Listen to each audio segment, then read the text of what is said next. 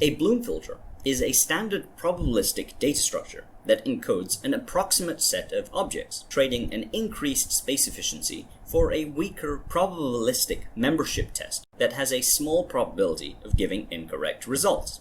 Bloom filters are fairly popular and are used in many modern software tools, such as web caches, content delivery networks, and even your very web browser, collectively reaching over billions of users. Despite this, the prior analyses of this data structure have had a long history of errors, requiring several corrections and corrections of these corrections, leaving little confidence in its true behaviors. Our research tackles this problem, producing a modular framework for proving the probabilistic properties of approximate set data structures, and use it to provide the first machine-checked proof of the properties of a Bloom filter. We also find that these properties are composable, and use the framework to construct entirely novel variants of these data structures that are correct by construction. So how exactly do we do this? Come to my poster session to find out.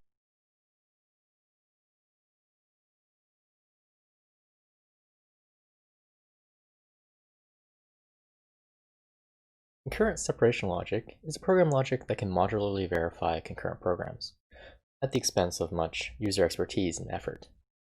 At the student research competition, I'll present some ongoing work on separation types, a type system that aims to reduce the amount of manual effort required to reason about programs within a variant of concurrent separation logic. In particular, I'm working on a semantics of this type system, which uses algorithmic type checking to automatically prove a program is well typed, or equivalently, that it satisfies the separation logic assertions that we encode in the types. For more technical details, and for some examples, please come to the poster session.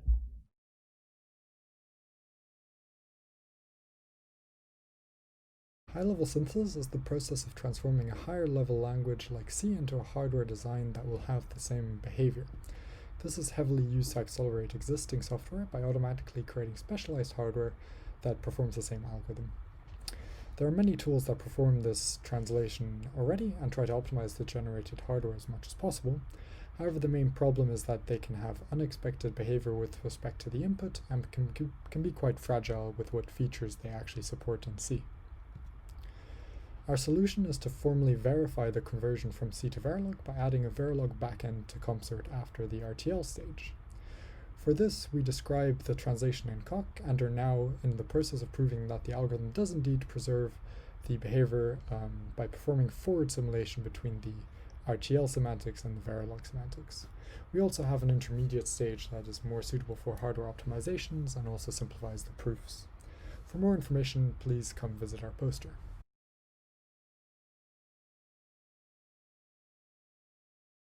Hello, I'm Linnea, and let me go through the high-level idea of my work.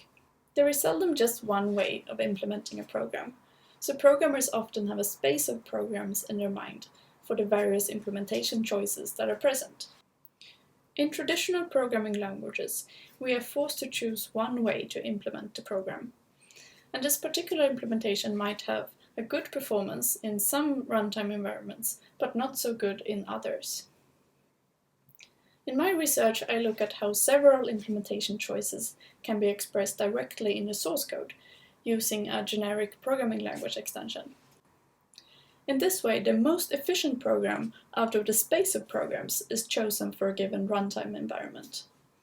So to summarize, we express implementation choices in the program, and then we automatically select the best choices for a given execution context, input data, and architecture. For more details, please come by my poster.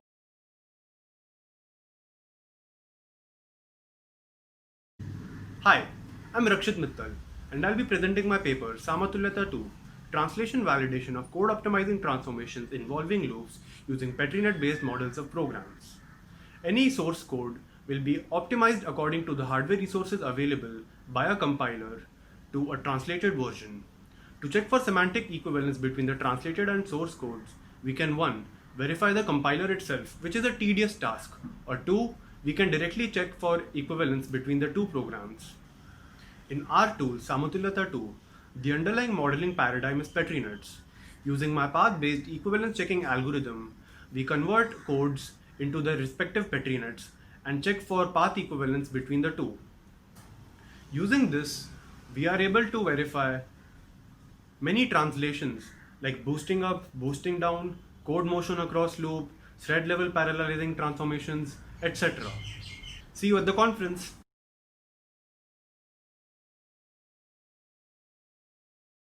To keep the free memory continuous, many garbage collectors move objects around. This is typically handled in a process where all live objects are copied off of a page, which is then freed. This introduces an overhead of updating all pointers to the object's new location.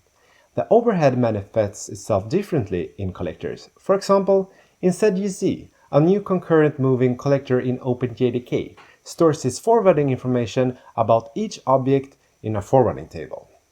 While storing forwarding information for each object may be implemented computationally efficient, huge memory impact may occur in pathological cases, as can be seen here with a worst case 30% memory overhead in ZGZ.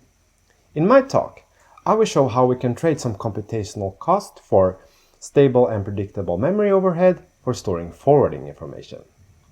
My new design implemented in ZGZ will only incur a worst case 4% memory overhead instead of 30%.